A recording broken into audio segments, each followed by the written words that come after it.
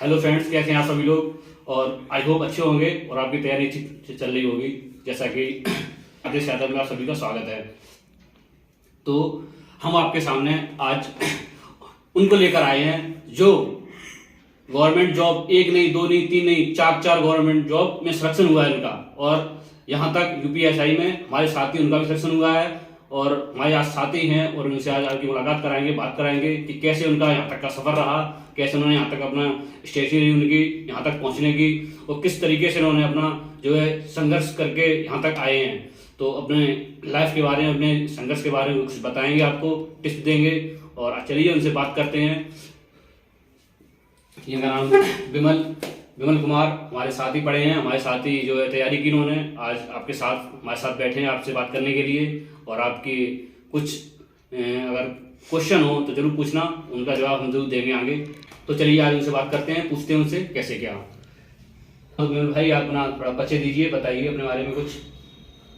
नमस्कार मित्रों, मैं विमल कुमार उत्तर प्रदेश का मैनपुरी ज़िले का निवासी हूँ और मेरा यूपीएसआई 2021 में सब इंस्पेक्टर पद पे मैं सिलेक्ट हूँ। दोस्तों, उन्होंने बताया जैसे कि 2021 की भर्ती जो है यूपीएसआई की, उसमें इनका सिलेक्शन का हुआ है और हमारे साथ ही हुआ है, जो जिस हमारा भी हुआ है, इनका भी हुआ और भी हमारे दोस्तों का हुआ है। लेकिन इनको यही क्यों स्पेशल है, इनके साथ ही हम क्यों वीडियो बना रहे हैं, इनको क्यों लेकर आए आपके सामने। कुछ तो स्पेशल होगा, कुछ तो आपके लिए स्पेशल होगा जो आपको आपके सामने इनको लेकर के आए हैं हम। तो वही स्पेशल क्या है, उसी को जानते हैं इनसे और उनसे बात करते हैं। तो विमल, जैसा कि हमें पता है और सबको पता है, हालांकि सबको पता अब तो खैर कि आपके जो है चार आपके पास गवर्नमेंट जॉब है इस वक्त, आपके हाथ में चार गवर्नमेंट जॉब है और शायद पांचवी भी जो जॉब है वो भी उसमें हो जाएगा, मुझे जहाँ तक मुझे पता है कि उसमें भी आपके नंबर सही है। लेखपाल का है, सही है ना? तो लेखपाल में भी आपके नंबर सही है, मुझे उम्मीद है कि आपका उसमें भी हो जाएगा। तो अभी फिलहाल तो 4 ही आपके पास जॉब है। तो मैं ये जानना चाहता हूँ कि कौन कौन सी जॉब अभी आपके हाथ में है, वो बताइए हमारे दोस्तों को। और मैं बताना चाहूँगा, सबसे पहले मेरा सिलेक्शन उत्तर प्रदेश अधीनस्थ चयन सेवा आयोग द्वारा कनिष्ठ सहायक के पद पे हुआ। उसके बाद रेलवे रिक्रूटमेंट बोर्ड की जो एनटीपीसी की भर्ती निकली थी उसमें मेरा सिलेक्शन हुआ है। उसके बाद उत्तर प्रदेश पुलिस में सब इंस्पेक्टर के पद पे सिलेक्शन हुआ। ग्रुप डी में भी मेरा चयन हो गया, लेकिन मैं उसका जो शारीरिक दक्षता परीक्षा है मैं छोड़ दूंगा, जिससे कि मेरे स्थान पे किसी और बच्चे का चयन हो सके। ये बहुत अच्छी बात, सही है। और अभी लेखपाल का भी एग्जाम दिया था जो अपना UPSSC का रहता है, तो उसमें भी मेरे 82.5 नंबर है, तो उसमें भी संभवतः चयन हो जाएगा। तो दोस्तों, जैसा कि आपने देखा और कि बताया विमल भाई ने कि किस किस जॉब में उनका हुआ है आपके सामने। और चलिए हमसे और आगे कुछ पूछते हैं कि क्या कैसे यहाँ तक पहुँचे, कैसे यहाँ तक क्या क्या उनका शेड्यूल रहा था, कैसे क्या उनका क्या आगे पूछते हैं। हाँ, तो विमल भाई बताइए कि आपने गवर्नमेंट जॉब की तैयारी कब से स्टार्ट की थी? गवर्नमेंट जॉब की तैयारी मैंने 2019 से स्टार्ट की और 19 से पहले मैंने कोचिंग ज्वाइन की। तो 19 से मतलब 19, तो इसका मतलब 22 3 साल हो गए ना? तो उससे पहले आप क्या करते थे? उससे पहले कहाँ थे, क्या करते थे? उससे पहले मैं प्राइवेट जॉब करता था, मैंने पॉलिटेक्निक किया था, उसके माध्यम से मैं एक अच्छी कंपनी थी उसमें मैं जॉब करता था। फिर 3 साल बाद जॉब कहाँ पे करते थे आप? जॉब मैं दिल्ली में करता था, दिल्ली में करता था। तो आपको सैलरी अच्छी खासी मिलती होगी? सैलरी मुझे ठीक मिल रही थी। जो भी ग्रुप सी में क्लरिकल टाइप की पोस्ट होती है उतनी मुझे सैलरी मिल रही थी। अच्छा। तो फिर आपने मतलब आप गवर्नमेंट जॉब की तरफ कब से, मतलब क्या सोच के आए, मतलब आपने दिमाग में क्या आया कि गवर्नमेंट जॉब ही करनी है, बस यही तैयारी करनी है, इसी में आना है? प्राइवेट कैसे, मतलब ये क्या है दिमाग में? प्राइवेट जॉब में मतलब कुछ करना चाहते थे, जैसे मतलब लोगों से उतना इंटरेक्ट नहीं हो पा रहे थे और जो एक सर्विस करनी चाहिए वो सर्विस प्राइवेट में नहीं कर पा रहे थे। तो फिर मेरा थोड़ा गवर्नमेंट जॉब की तरफ रुझान आया और कुछ गांव में मैं जिस ग्रामीण परिवेश में रहा, जहाँ पला बड़ा, वहाँ पे लोगों की मानसिकता ये है कि गवर्नमेंट जॉब तो हमारे गांव में तो नहीं लग सकती किसी की। सही कह रहे हो आप भाई, ऐसे हमारे गांव में लगभग 50-60 साल हो गए जब से कोई भी ऐसा लड़का नहीं निकला या कोई लड़की ऐसी नहीं हुई जो कहीं पे चयनित हो पाती। तो लोगों की वो मानसिकता मुझे तोड़ रही थी कि अगर मैं करूंगा तो जो और जनरेशन आ रही है तो उनको थोड़ी सीख मिलेगी, उनको थोड़ी सीख मिलेगी, वो आगे बढ़ेंगे। हाँ, वो कुछ मोटिवेट होंगे मुझे देख के, हाँ, जब उन्हें लगेगा कि जब मैं कर सकता हूँ तो वो भी कर सकते हैं, है ना। वैसे तो सारे लोग उसी मानसिकता में दबे हुए हैं और कुछ कर भी नहीं पा रहे। अभी मेरे बाबा ही थे पहले सरकारी नौकरी में, उसके बाद से कोई हुआ ही नहीं, फिर मैं हुआ इकलौता। अभी पूरे गांव में मैं ही सर्विस में हूँ और कोई ऐसा नहीं है जो। और आपने अपने गांव में एक मिसाल जो है कायम की है कि हाँ अगर हम कर सकते हैं तो आप भी कर सकते हैं। जी। तो इससे आगे आने वाली जो पीढ़ी होंगी आपको देख के एक्सपायर होंगी और उनसे जो है कुछ आपसे कुछ सीखने को मिलेगा उनसे उनको, और वो जरूर आगे अपना जो है बिल्कुल गवर्नमेंट तक अग्रसर होंगे वो। बिल्कुल। तो चलिए, तो आपसे तो आपने फिर ये बताइए कि आपने किस माध्यम से तैयारी की थी? आपने ऑफलाइन की थी या ऑनलाइन की थी? तैयारी जब स्टार्ट की तो तैयारी करने का कोई अनुभव नहीं था, बिल्कुल जीरो थे। जब पढ़ाई कंटिन्यू रहती है तो पढ़ाई के उससे हम जुड़े रहते हैं तो पढ़ाई जल्दी समझ में आती है। मेरा 3 साल का गैप था, बिल्कुल कुछ मतलब काफी थोड़ी चीजें बिल्कुल मतलब जीरो हो गया था। थोड़ी से भूल जाते हैं, उतनी पढ़ाई से टच में नहीं थे।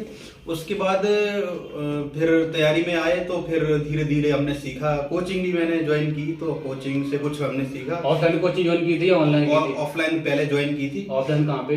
ऑफलाइन लखनऊ में मैंने ज्वाइन की, तो अच्छा। वहाँ पे हम पढ़े, वहाँ तो कुछ हमने कोचिंग से सीखा। कोचिंग सीखने की मुझे ललक थी शुरू से ही, तो मैं हर चीज को जल्दी सीख लेता था। पहले भी मैं अपने कई सारे मैंने पढ़ाई की तो उसमें मैं बैच में हमेशा लगभग टॉपर रहा। एक आधी बैच में मैं मेरे मिस हुआ, वरना सारे बैच में मैं हमेशा टॉप ही करता रहा।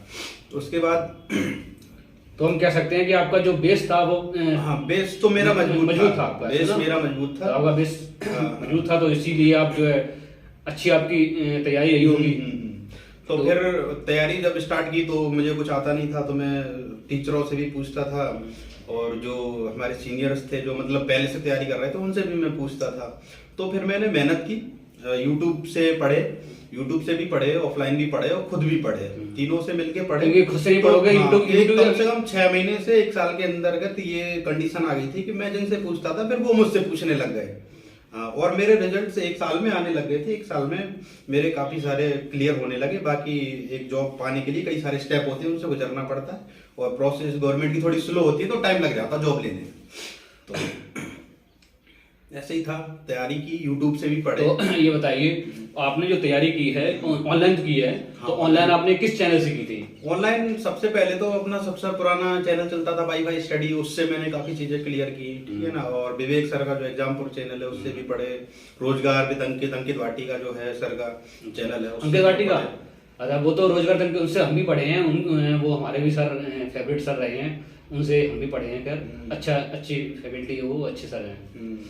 तो आपने जो है ऑनलाइन किसका बैच परचेज किया था आपने ऑनलाइन में? परचेज तो हमने बैच तो किसी का परचेज नहीं किया, बाकी उनके यूट्यूब चैनल से थोड़ी बहुत कुछ कॉन्सेप्ट जो क्लियर नहीं होते थे उनको मैंने क्लियर किया।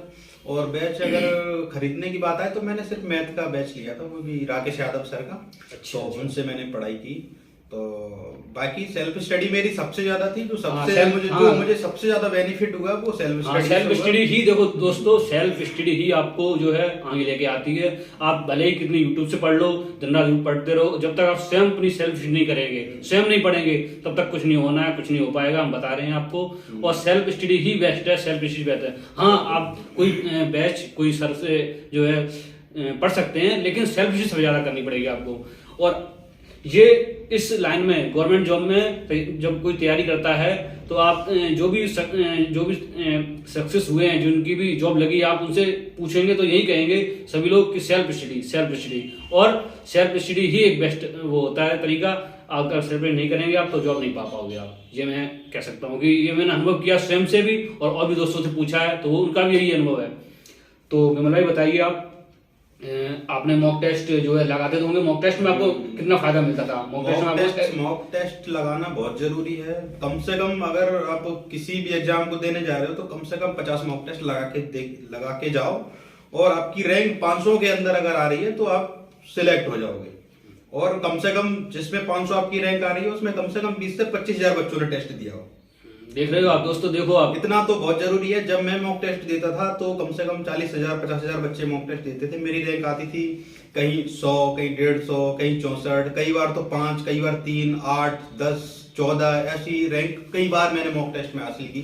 तो देखो, कई बार, और बहुत सारे मॉक टेस्ट में, अलग अलग भिन्न भिन्न परीक्षाओं के भिन्न भिन्न मॉक टेस्ट में, भिन्न भिन्न ऐप के भी मॉक टेस्ट में मैंने ऐसी रैंक पाई है। तो दोस्तों देख रहे हो आप, मॉक टेस्ट देना कितना जरूरी है। मॉक टेस्ट से आपके अनुभव आता है और आपको पता चलता है कि हमारा लेवल कहाँ पे है और हम कहाँ पे हैं, हम क्या गलती कर रहे हैं और क्या सुधार सकते हैं। अभी ये पता पड़ता है कि हमारा कौन सा सेक्शन वीक है, हमें किस सेक्शन पे काम करना है, किस पे हमें ज्यादा काम करना है, किस पे कम काम करना है, क्या हमारी चीज मजबूत है, क्या हमारी कमजोर है।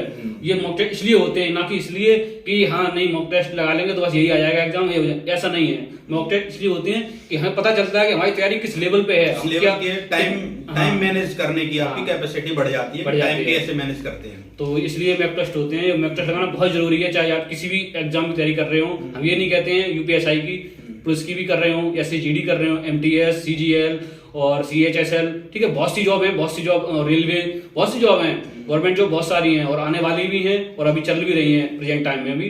तो आप किसी की तैयारी कर रहे हो दोस्तों, आप जो है मॉक टेस्ट जरूर लगाइए, लेकिन तभी लगाइए जब आपका सिलेबस एक बार कंप्लीट हो गया है ना। सिलेबस पहले नहीं लगाना चाहिए, क्योंकि आपका सिलेबस जब तक कंप्लीट ना हो पाए, आप जब तक आप पूरा सिलेबस पढ़ ना लो, उससे पहले आप मॉक टेस्ट मत लगाना, क्योंकि उससे पहले लगाओगे तो आप जो है, तो यही हम कह रहे हैं कि अगर आप मॉक टेस्ट लगाओगे और आपका सिलेबस कंप्लीट नहीं हुआ है, आपने तैयारी अपने पहले से पूरा सिलेबस कंप्लीट नहीं किया है, तो आप मॉक टेस्ट लगाने बैठ गए तो आपका स्कोर कम स्कोर आएगा आपका, तो आप अपने आप को थोड़ा कमजोर महसूस करोगे कि यार मैं कहाँ हूँ, मुझसे नहीं हो पाएगा ये। तो इसलिए पहले मॉक टेस्ट मत लगाओ, पहले आप अपना सिलेबस कंप्लीट करो, चाहे किसी की भी तैयारी आप कर रहे हो, पहले आप सिलेबस कंप्लीट करो, उसके बाद आप मॉक टेस्ट पे आइए, है ना बिल भाई, ऐसा ही होता है। हाँ बिल्कुल ऐसा ही है। नहीं, अगर जैसे मॉक टेस्ट आप पहले तो आपको सिलेबस पे कमांड बढ़िया करनी है, आप किस चीज की तैयारी कर रहे हो उसके पूरे सिलेबस पे आपको बढ़िया कमांड होनी चाहिए एक टॉपिक पे। फिर आपको मॉक टेस्ट लगाना है, फिर एनालिसिस करना है कि हमारा कहाँ पे कम जा रहा है, स्कोर किस सेक्शन में कम जा रहा है, और किस चैप्टर के, जैसे मैथमेटिक्स आप पढ़ रहे हो तो किस चैप्टर के क्वेश्चन मेरे से हमेशा गलत हो जाते हैं, तो उस पर मैक्सिमम फोकस करना है और वो चीज इंप्रूव करनी है। आपका स्कोर अपने आप बढ़ता चला जाएगा। आप मॉक टेस्ट को, मतलब अगर मॉक टेस्ट आप दे रहे हो और मॉक टेस्ट में अगर नंबर कम आ रहे हैं तो डिमोटिवेट सभी होते हैं कम नंबर देख के, लेकिन डिमोटिवेट होना नहीं है। अगर आप डिमोटिवेट हो गए और 10 मॉक टेस्ट लगाए, सब में स्कोर कम आ रहा तो सोचोगे मुझसे तो होगा ही नहीं, ये तो बिल्कुल सोचना ही नहीं है। नहीं सोच रहा है। अगर आप सोचोगे, हमारे क्या ज्यादा आते हैं नंबर, हमारे को 40-50 नंबर पहले आते थे 100 में से, 80 तक पहुंच गए, 82-85 तक नंबर लेके आए कंपटीशन में। बहुत सारे तो ऐसे सेक्शन दिए हैं कि बिल्कुल 125 में, हिंदी में 25 के 25 सही आ रहे हैं, रीजनिंग में 25 के 25 सही आ रहे हैं, मैथ में 25 में 24, किसी में 25 के 25 सही हो गए। अभी लेखपाल का देखा है उसमें सारे के सारे ही सही है। तो देखिए तो दोस्तों, आप ऐसे ही होता है, मतलब पहले तो कम सबका ही जाता है, हमारी भी यही कंडीशन थी, 0 से स्टार्ट करते हैं सभी लोग।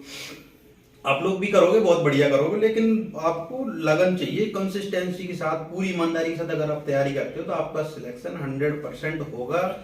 आपको अगर लाखों लोगों से, अगर भीड़ से आगे निकलना है तो अपने आप को अच्छा बनाने के लिए कुछ ना कुछ तो स्पेशल करना ही पड़ेगा। पढ़ते सारे बच्चे हैं, लेकिन आपको उनसे ज्यादा पढ़ना है, तभी तो आप उनसे आगे निकल पाओगे ना। सारे बच्चे 4 घंटे 5 घंटे पढ़ रहे हैं तो आप 8 घंटे पढ़ो, मन से पढ़ो, कैसे नहीं आगे निकलोगे? बिल्कुल निकलोगे, डेफिनेटली। हाँ, तो विमल भाई, जैसा कि आपने सुना विमल भाई कि आपको पढ़ना होगा। अगर आपको अन्य बच्चों से, और जो बच्चे कंपटीशन में हैं उनसे आपको आगे निकलना है, तो उनसे आपको हटके कुछ करना पड़ेगा।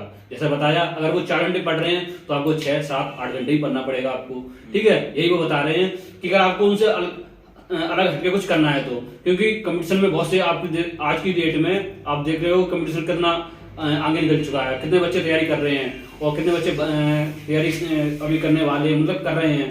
तो वो हर किसी की प्रायोरिटी यही है कि गवर्नमेंट जॉब, सब लोग ये चाहते हैं गवर्नमेंट जॉब मिल जाए, और गवर्नमेंट जॉब मिल जाए, सब लोग पढ़ रहे हैं, तैयारी कर रहे हैं, बहुत सी कोचिंग है, बहुत सी ऑनलाइन पढ़ रहे हैं, ऑफलाइन पढ़ रहे हैं, कितने सारे बच्चे हैं। क्या सबका सिलेक्शन हो जाता है? नहीं हो जाता है। किनका होता है? वही कुछ लोगों का हो पाता है। यही दोस्तों ये कहना चाहता हूँ मैं आपको कि आप जहाँ भी पढ़ रहे हैं, जिससे भी पढ़ रहे हैं, और जिस भी टीचर से पढ़ रहे हैं, ऑफलाइन पढ़ रहे हो चाहे आप ऑनलाइन पढ़ रहे हो, किसी भी टीचर से आप ईमानदारी के साथ, सच्चे दिल से आप बस तैयारी करते रहिए, पढ़ते रहिए और अपना 100% दीजिए, बस 100%।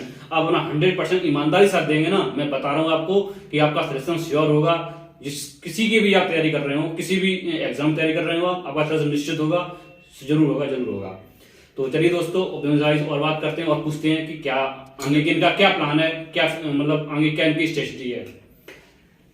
हाँ तो विमल भाई अभी बताइए। आगे तो अभी जल्दी ट्रेनिंग प्रस्तावित है हम लोगों की, तो अभी ट्रेनिंग करेंगे। ट्रेनिंग करने के बाद मेरा फिर से विचार है कि मैं और आगे जो पीसीएस की तैयारी में करने की सोच रहा हूँ। बाकी जॉब के साथ कितना संभव हो पाता है तो जॉब करने के बाद ही पता चलेगा। बाकी अभी ठीक है आपका विमल भाई, बढ़िया है। अभी उद्देश्य तो है आगे और बढ़ने का, आगे और अच्छा करने का उद्देश्य है। तो आपको देखते हैं आगे के लिए आपको बेस्ट ऑफ लक अभी से विमल भाई, best of luck. Thank you. तो दोस्तों देखा आपने जो जैसा कि विमल भाई से, तो ये है हमारे साथी जो है सिलेक्शन हुआ है। हम लोग दोनों लोग मैनपुरी से ही हैं और यहीं से हम लोग जो है तैयारी करते हैं। और हाँ तो विमल भाई ये बताइए आप जो आपका यूपीएसआई में कितने क्वेश्चन सही थे आपके? मेरे यूपीएसआई में 160 में से 130 क्वेश्चन ठीक थे। हाँ। तो ये बताइए विमल भाई, आप जो पढ़ाई तैयारी करते करते मतलब तैयारी करने के टाइम पे आप अपने आप को मोटिवेट कैसे रखते थे आप अपने आप को कैसे जो है? मोटिवेट सबसे पहले तो मैं जॉब छोड़ के आया था तो थोड़ा उसका भी दुख था कि पहले मैं कमा रहा था, अब मैं खर्च कर रहा हूँ, है ना। तो मेरे को फिर से जॉब में जाना था बहुत जल्दी से। तो एक तो वो था, वहां से मुझे मोटिवेशन मिलता था।